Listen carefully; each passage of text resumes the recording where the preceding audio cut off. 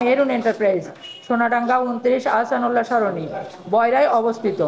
ব্যবসা পরিচালনার জন্য প্রতিষ্ঠানের নামে আল আরাফা ইসলামী ব্যাংক খুলনা শাখা হতে 50 লক্ষ টাকা ঋণ গ্রহণ করি।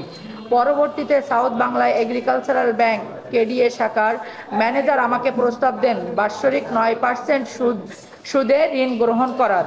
আমি 9/7/2017 সালে আল আরাফা ইসলামী ব্যাংকে ঋণ পরিশোধ করে বন্ধকি সম্পত্তি অবমুক্ত করি এবং 9/8/17 তারিখ south Bangla agricultural bank KDA শাখা থেকে ঋণ মঞ্জুর পত্রের শর্ত অনুসারে এসএমই ক্যাশ ক্রেডিট খাতে 70 লক্ষ টাকা এবং ব্যাংক গ্যারান্টি খাতে 45 লক্ষ টাকা ঋণ মঞ্জুর করেন।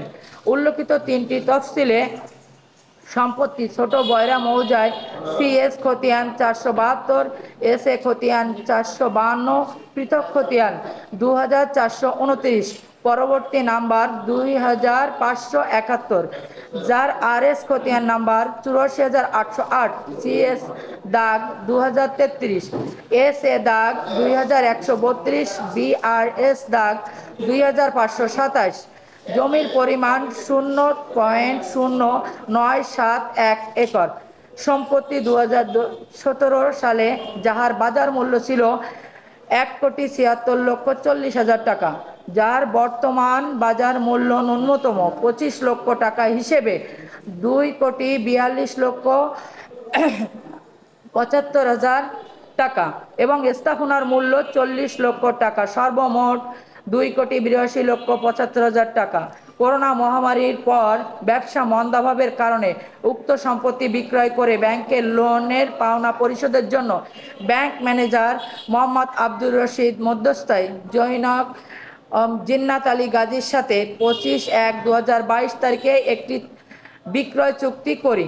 ব্যাংক ম্যানেজার মোহাম্মদ আব্দুর রশিদের কথা মতো জিন্নাত আলী গাজী উক্ত ব্যাংকে একটি হিসাব খোলেন, যার নাম্বার 005512001291 এবং উক্ত হিসাবে নগদ 5 লক্ষ টাকা জমা রাখেন, যা পরবর্তীতে ব্যাংক আমাদেরকে কোনো নোটিশ না করে ও আমার লোন হিসাব থেকে সমন্বয় করেছে।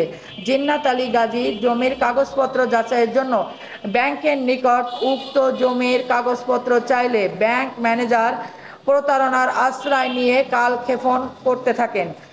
তিনি গোপনে আমার নামে একটি প্রতারণার মামলা করেন, যাতে উক্ত চুক্তিপত্রের উল্লেখ আছে। আমি লোনের পাওনার থেকে সুদ মওকুফ করে লোন হিসাব বন্ধ করার জন্য ব্যাংকের নিকট বারবার লিখিতভাবে আবেদন করে আসছি।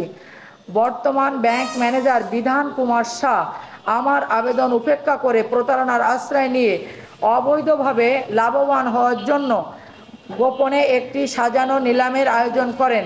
আমি ব্যাংকে সম্পত্তি বন্ধক রাখার সময় আমার সম্পত্তির উপর অবস্থিত স্থাপনা সহ বন্ধক রাখি, কিন্তু সুচতুর ব্যাংক ম্যানেজার বিধান কুমার শাহ নিলামে শুধুমাত্র 0.0971 একর জমি 1 একর সম্পত্তি নিলাম করেন, যাহা নিলাম ক্রেতা মিজানুর রহমান 4714/23 নং দলিলে উল্লেখ আছে।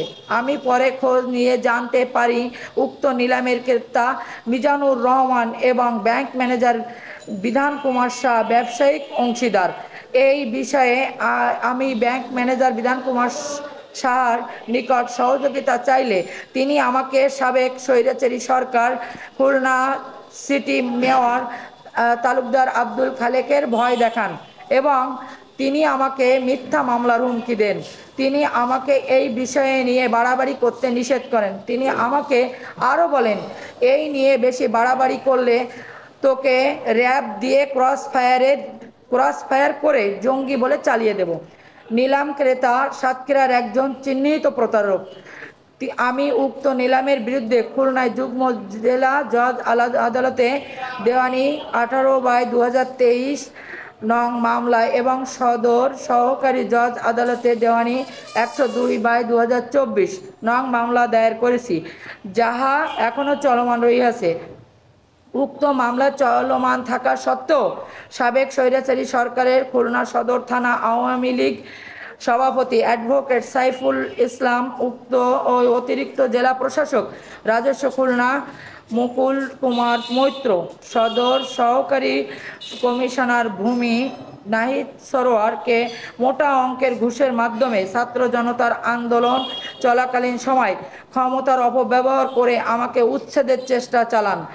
বর্তমানে এই ভূমিদস্যু চক্র আইন অমান্য করে আমাকে উচ্ছেদের পায়তারা চালাচ্ছে এবং আমি বিভিন্ন মাধ্যমে হুমকি অব্যাহত রেখেছে। বর্তমানে আমি আমার পরিবার নিয়ে চরম আতঙ্কে আছি। প্রিয় সাংবাদিক ভাইরা, আমি প্রতারিত হয়ে আপনাদের দ্বারস্থ হয়েছি। এখন আপনারাই আমার শেষ ভরসা। আপনাদের মাধ্যমে আমি এই প্রতারণার বিচার চাই। আপনাদের লেখনীর মাধ্যমে সত্য ঘটনা তুলে ধরে ন্যায় বিচার পেতে সহায়তার হাত বাড়াবেন।